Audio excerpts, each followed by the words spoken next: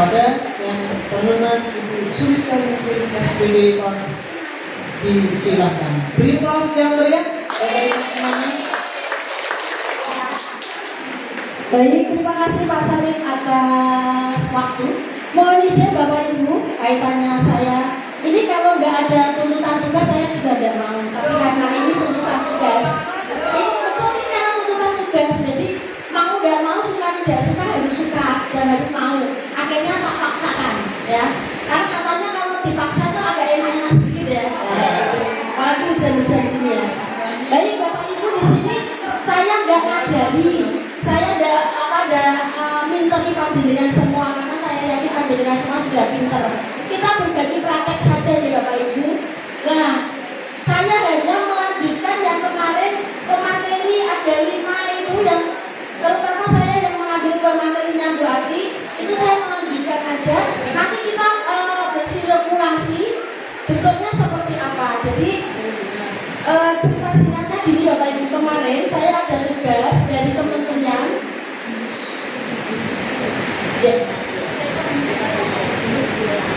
dari kementerian saya dapat tugas untuk mengikuti workshop. Pikiran saya mesti workshop itu harus kayak ngomong. Nah ternyata waktu itu saya masih disuruh di hotel yang dulu. Ini kita cerita dulu sambil tadi ada cerita ya, kita cerita tema kan gitu. Nah singkat cerita, waktu dimasukkan ke dalam ruangan, ternyata katanya yang dari menteri kementerian itu kita akan digodok menjadi pendekar. Wah, aku berarti apa itu silat atau jadi pendekar. Pokoknya ini rencana mau belajar mengenai BK atau mau jadi pendekar. Oh, ini apa maksudnya? Ada bertanya-tanya itu semua pesertaku bertanya termasuk saya. Ternyata yang dimaksud pendekar adalah pendidikan berkarakter. Ternyata kita akan di apa ya Pak Hans itu kalau bahasa Jawanya di apa ancam apa digodok apa sih kawan lah itu ya mau dan supaya menjadi seorang pendekar ternyata pendidikan berkarakter di mana ada 7 jurus BK hebat ya. Tetapi pasti tanda tanya panjenengan kok ya kan harusnya guru BK saja yang memberikan, ngapain harus guru-guru yang lain? Itu pun juga saya tanyakan Bapak Ibu pada saat kegiatan saya tanyakan ngapain kita harus sosialisasi sama guru. Ini kan ranahnya BK, saya sampaikan seperti itu. Akhirnya dari kementerian mengatakan bahwasanya seorang guru itu tidak hanya mendidik, memberikan materi, mentransfer ilmu, tetapi beliau atau kita sebagai seorang pendidik juga mempunyai kewajiban yaitu membimbing. Apalagi kita sekarang menjadi guru wali ya. Nah termasuk saya jadi guru wali, aku di anak wali aku. Nah termasuk panjenengan semua ada kewajiban untuk mendamping dan jujur Bapak Ibu, saya pada saat saya pelatihan itu diminta untuk menyampaikan praktek baik Bapak Ibu. Nah, praktek baik selama 2 minggu saya menyampaikan materi untuk 7 judul BK hebat. Ya, ini ambil judul ini ya gayanya silat gitu ya. Adalah Pak Iso namanya gede silat gitu.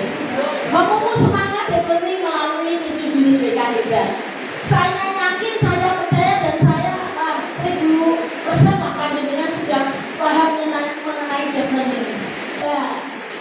Nah, 7 jurus BK hebat itu 7 yang dari kementerian itu dimohon untuk diperkenalkan untuk meningkatkan kompetensi guru dalam membimbing siswa.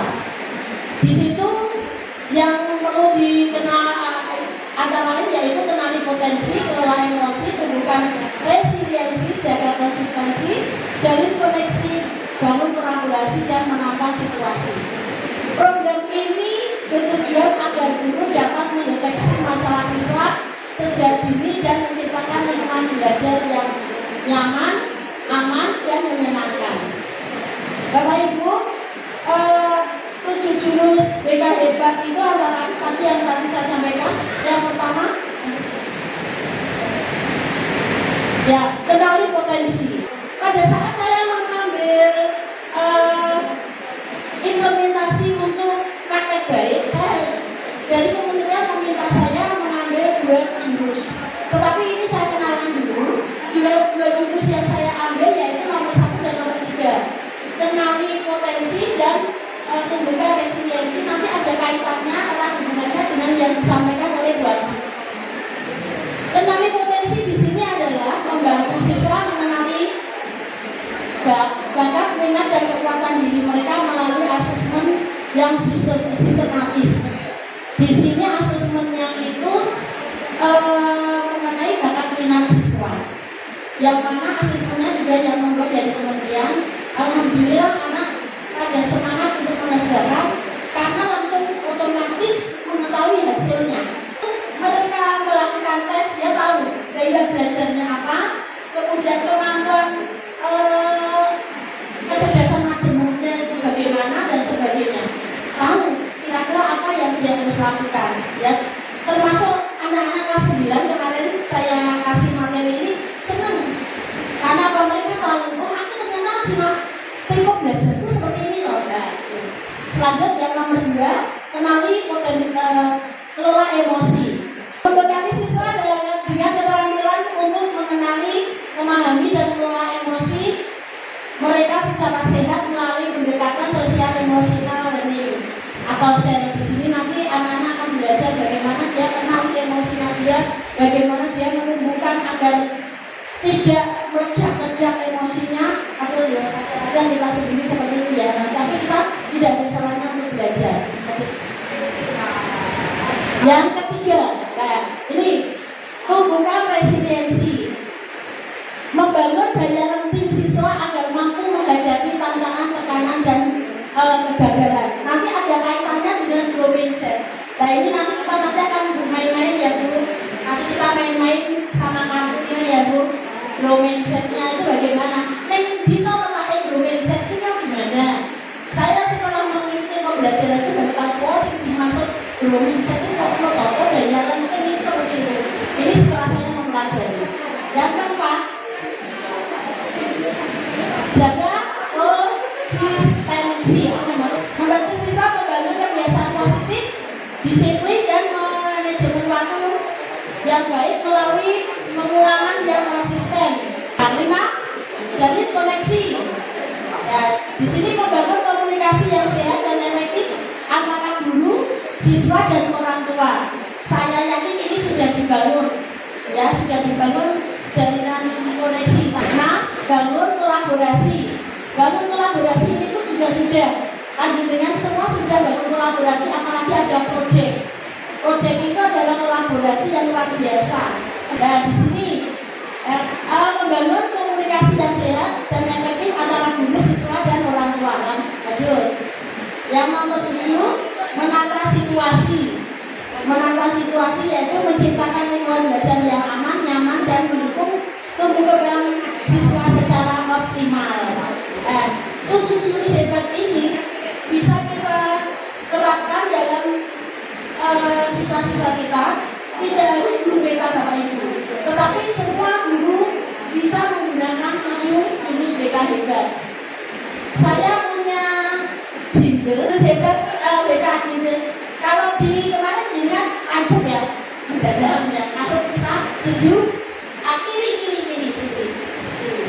Ya, monggo bisa berdiri Bapak Ibu. Ya, dahannya dikasih ya. Iya.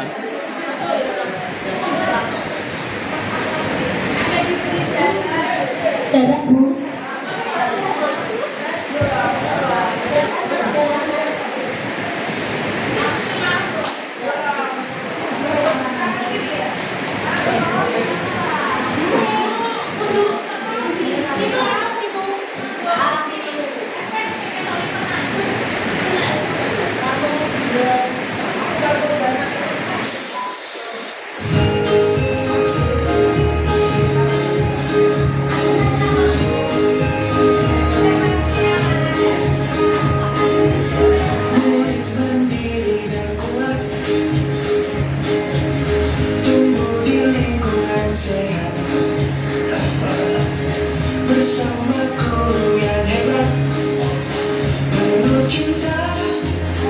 bersahabat, mendidik dengan tulus, gunakan 7 jurus, kenali potensi, kelola emosi, tumbuhkan resiliensi, jaga konsistensi, menjalin koneksi, membangun kolaborasi, dan menata situasi.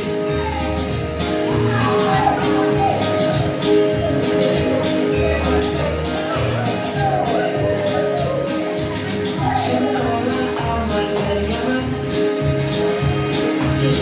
dan juga menggembirakan, tempat bertumbuh harapan, bersama ayo kita wujudkan, mendidik dengan tulus, gunakan 7 jurus, kenali potensi, kelola emosi, tumbuhkan resiliensi, jaga konsistensi, dan jalin koneksi, membangun kolaborasi, dan menata situasi. 7 jurus mereka hebat, bersama murid mengangkat. 7 jurus mereka hebat, 7 jurus yang akan ku ingat.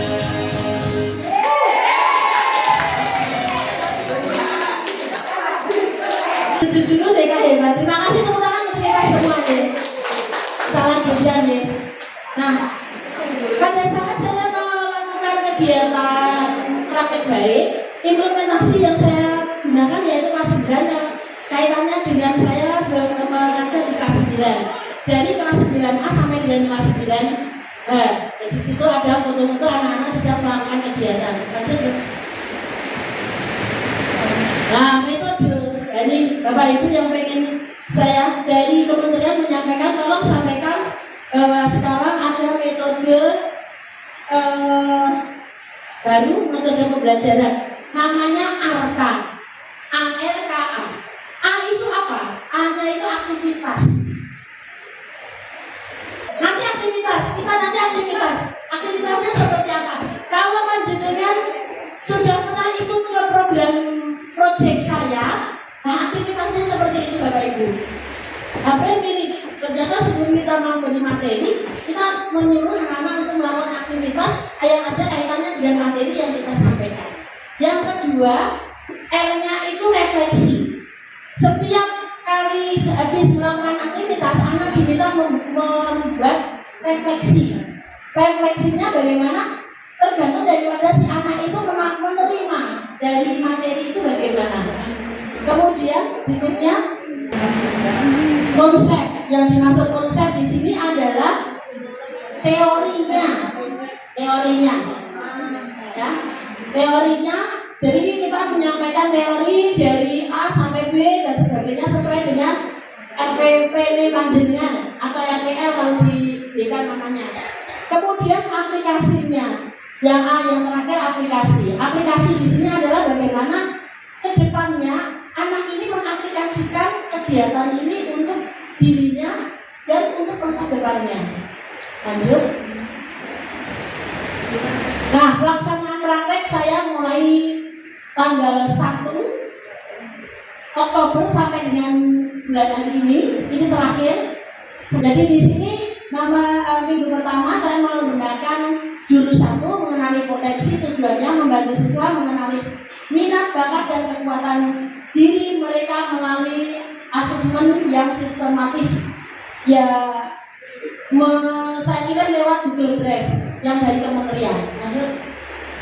Minggu kedua itu saya menggunakan jurus ketiga, tumbuhkan resiliensi, di mana saya kenapa saya mengambil tidak nomor 2 tapi nomor 3. Kenapa ini saya ambil, nanti ada lanjutannya di belakang ya. Membangun daya lenting siswa agar mampu menghadapi tantangan, tekanan dan kegagalan. Karena kenyataannya banyak anak-anak sekarang yang sewu lemah ya. Nah ini yang saya ambil supaya anak-anak itu tahu bagaimana dalam menghadapi dirinya agar dia tetap kuat, tetap tegar. Lanjut.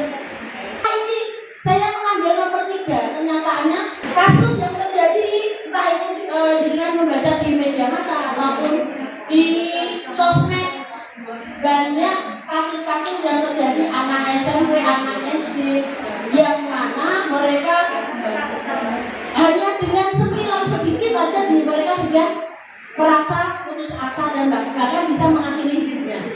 Nah, mengapa daya lenting itu penting? Karena memang ingin menumbuhkan kekuatan dalam dirinya. Ini contoh banyak anak-anak yang dibully. Ya kalau perasaan dulu waktu anak-anak kita, anak-anak siswa kita, banyak yang dikirimkan aja sempat mau marah, bahkan tidak mau sekolah. Itu kenyataannya.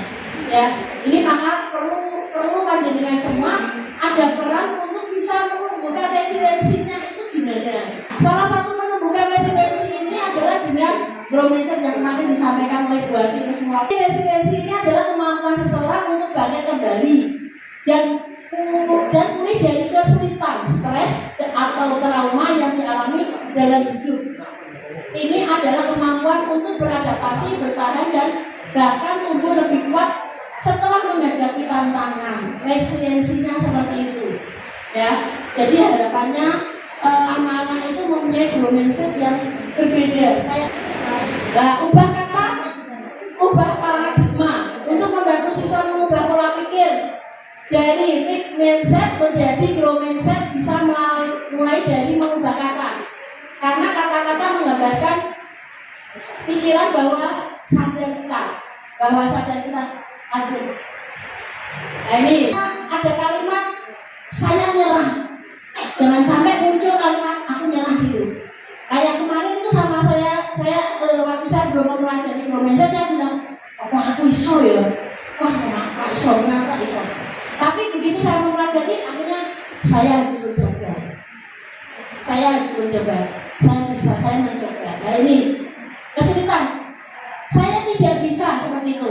Maka kita harus mengubah kalimat saya belum bisa dan sebagainya. Lanjut. Nah ini merangkai kata yang menguatkan dengan memberikan umpan balik atau dukungan. Kemarin Bu Ati juga sudah sampaikan ya. Kalau bisa jangan pujian tapi dukungan. Dukungan dan pujian itu lain. Biasanya kalau pujian lebih cenderung orang kayak anak sombongin loh. Contoh aku ya, ini segini ya, senang aku kemaki loh. Tapi berbeda kalau dukungan. Jadi kan bisa menampilkan ini beda, kalimatnya beda. Contoh di sini, ya. Nah contoh ini sombong ini tidak boleh ini pujian. Harusnya jangan kayak gitu. Jadi harusnya kamu sudah bekerja keras, kamu layaknya mendapat prestasi yang baik. Seperti itu, tidak boleh itu kayak gitu ya. Boleh. Itu pasti visual ya. Visual. Oh kinestetik. Kalau saya auditory. Kalau juga apa? Kalau saya itu kalau suruh baca malah bukunya tak alami. Tapi kalau menggunakan saya malah bisa masuk diri. Nah, kalau kinestetik orang soal terbener gitu. Ini kinestetik nih. Anteng. Ya, selain saya memberikan materi layanan klasikal secara umum, saya juga memberikan konseling individual, yang mana ada salah satu anak yang perlu dia daya lentingnya masih lemah dan itu harus saya kuatkan. Dan ini kalau tidak ada ya, jadi di situ anak itu merasa dirinya tuh kayak tidak dihargai gitu, sehingga dia merasa aku gopo sih, bahkan betapa sih saya hidup, ibu saya nggak sayang sama saya. Akhirnya saya berikan penguatan. Nah, lanjut. Terima kasih. Tapi untuk bisa menguatkan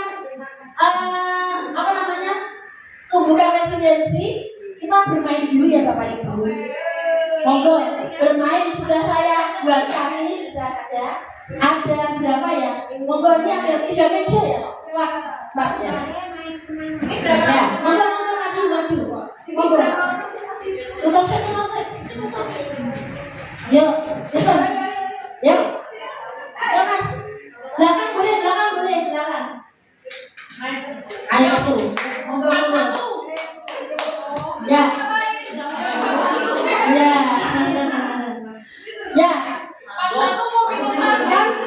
Kita kan pengen tahu ya Bu, bromance itu seperti apa kan gitu kan? Nah, saya masukkannya di permainan. Jadi aktivitasnya yaitu silakan jenengan bentuk kelompok. Setelah itu buat menara yang dari satu setinggi-tingginya. Ayo coba.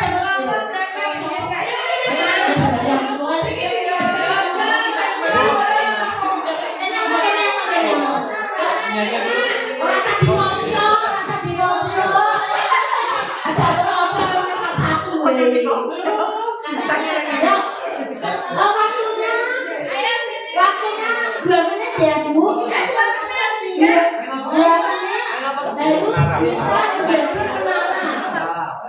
Ayo, ikut kelompoknya. Jadi yang namanya 2 menitnya di sini. Ini kelompok. Ayo Bu, partisipasinya Bu, ayo Bu, sini Bu. Ya, waktunya 2 menit ya ibu-ibu ya. 2 menit usahakan setinggi-tingginya, oke? Ya, cari buat yang setinggi-tingginya. Dan kartu harus habis. Kartunya harus habis, tidak boleh tersisa. Akhirnya partainya sembuh.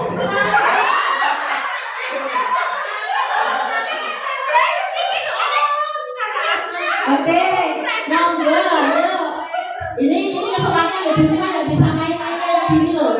Kita bisa main-main seperti ini, monggo. Masa video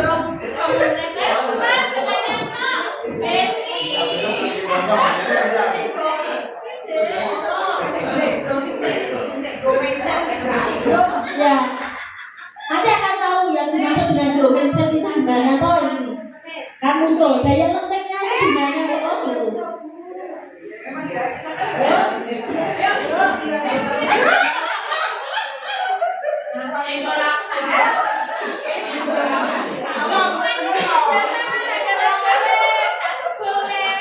Yang apa? Seluruh kartu harus tertata semua nih. Semua kartu harus tertata.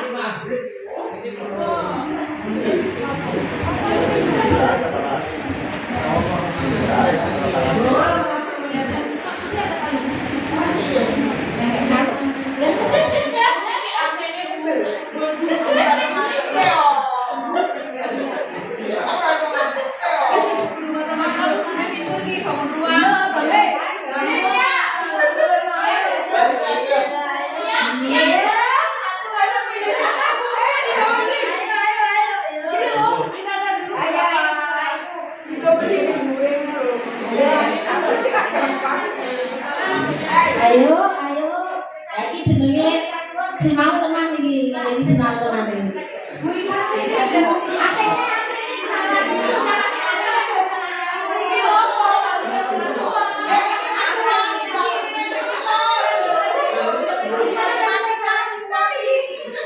Ayo Buma.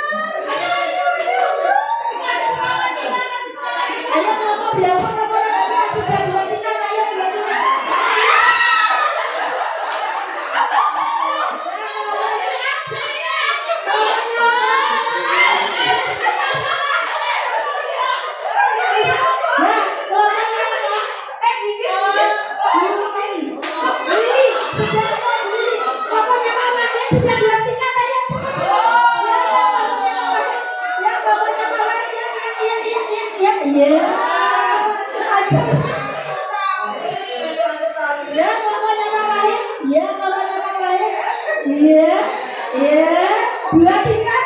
tingkat. Dua tingkat, iya.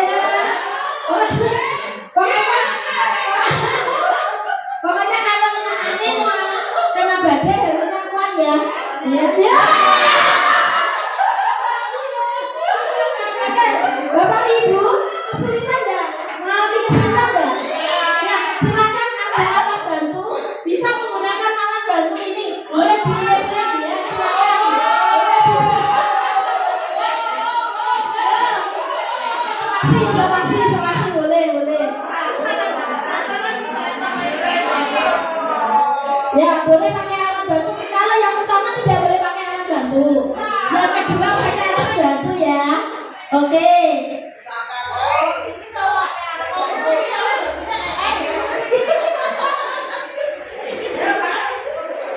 Bapak Ibu ini nak terima kalau di kono.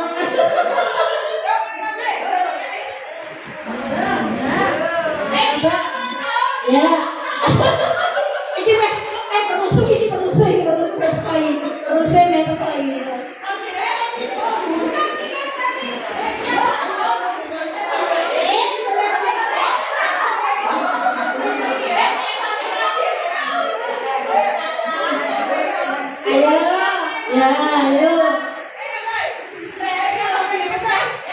Ya, Pak Wahid sudah 2 tingkat. Ayo. Ya, Pak Wahid sudah 2 tingkat. Ayo, Pak Wahid. Ya, ya. Pakai alat bantu, Pak. Pakai alat bantu boleh. Ya, pakai alat bantu boleh. Silakan pakai alat bantu.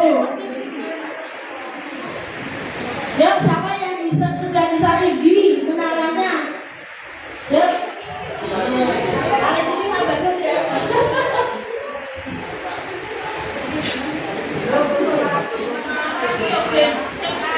Menara ki ono lincine beda apa ya?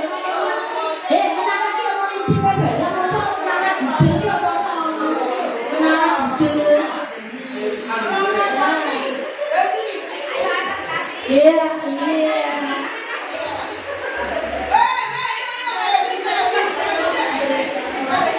Iki menara apa? Iya.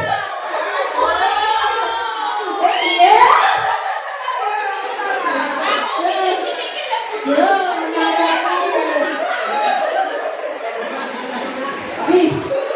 menara menaranya Buleli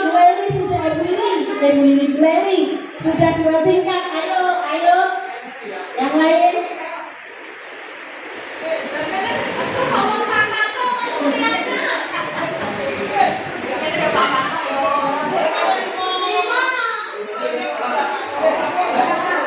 Oke, siapa yang tinggi? Yang paling tinggi? Oh, belum ada ya?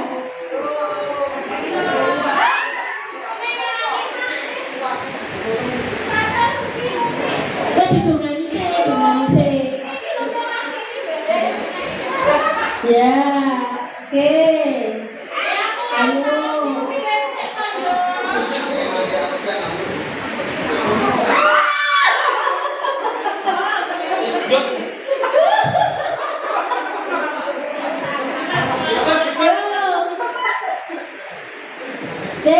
Sudah jadi Bu? Jatuh.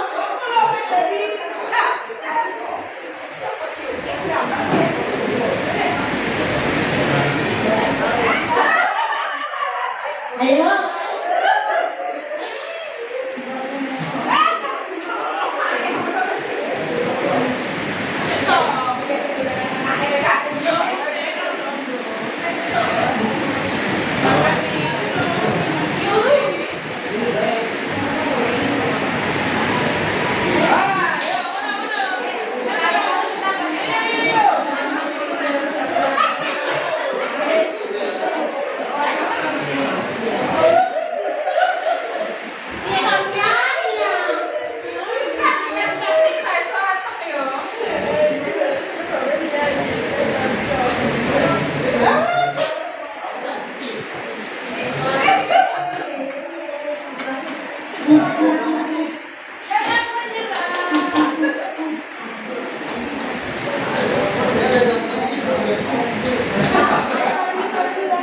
Ayo, cepat. Iya, sudah 3 tingkat penyanyi. Ayo.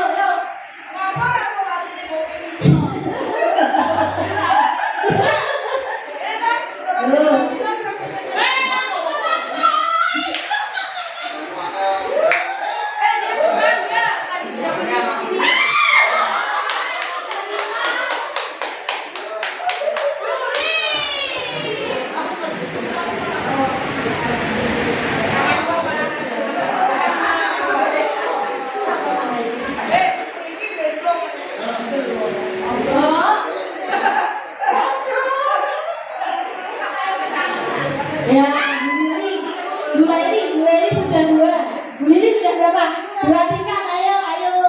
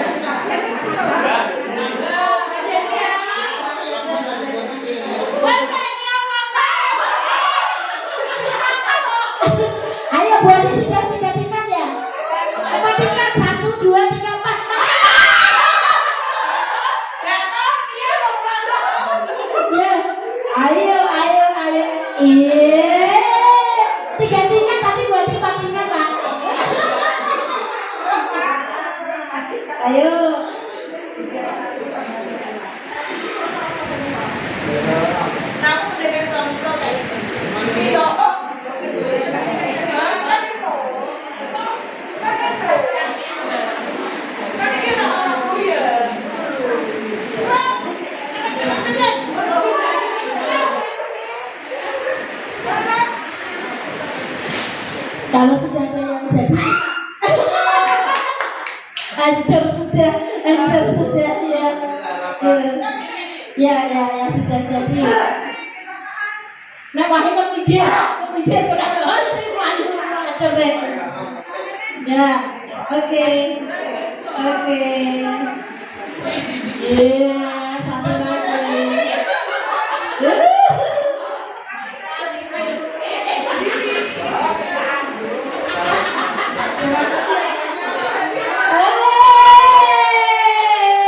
Kelompoknya lumayan, Lili dan gue yang senang.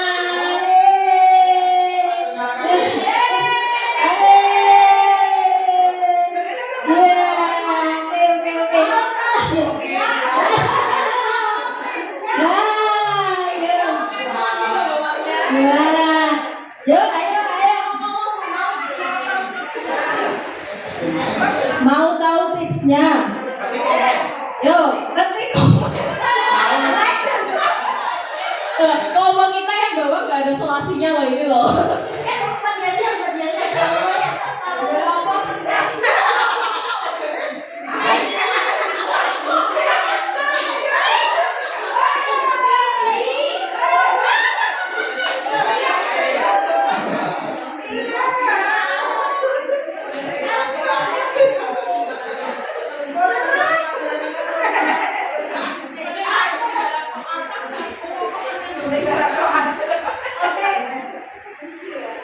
Oke, Bapak Ibu, ada yang jadi, ada yang tidak ya. Yang tidak jadi dulu. Aku pengen tahu mana Pak Dwi sini Pak Dwi. Apa yang dirasakan di saat apa namanya sudah ada jadi tanah roboh? Apa yang dirasakan? Mungkin kecewa ya Bu ya. Oh iya. Pertama tadi cukup senang dengan Bu Lili ketika sudah bisa tapi begitu roboh langsung roboh juga bersemangat Bu. Berarti walaupun roboh tetap semangat ya. Semangatnya oke ya. Mulai lagi. Terus yang sudah jadi nih, semuanya yang sudah jadi, bunganya dan lain-lain. Apa ya tim apa sehingga bisa jadi seperti ini? Monggo. Bisa ditanya. Yang pertama ketenangan hati. Wah, nggak boleh itu. Ya, nggak boleh itu.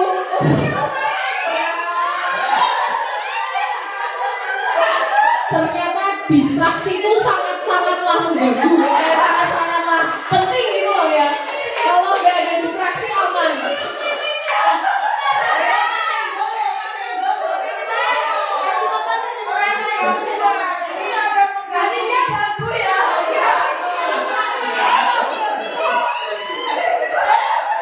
Itu kartunya belum habis loh ya.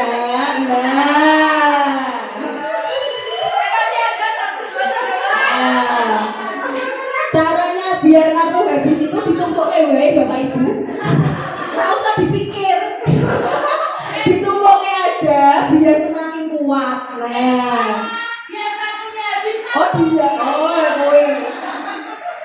Terima kasih sekarang kemudian katanya gurunya jadi yo.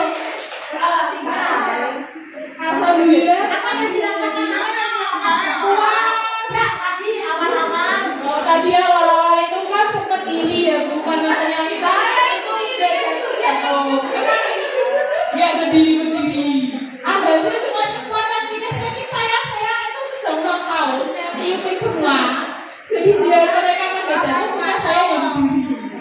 Dan kita punya taktik yaitu memberikan solasi sedikit karena ternyata menurut materi matematika itu kakinya harus sama. Kalau kakinya sama otomatis akan kokoh gitu. Ya. Jadi kita buat biar sama. Kalau dalam kehidupan harusnya bagaimana? Kalau dalam kehidupan berarti kita itu harus kokoh keyakinan kita kalau kita itu pasti bisa untuk mendapat apa yang kita inginkan. Begitu Bu. Ya, terima kasih Bu. Ibu. Ibu. Oh, nambahin monggo.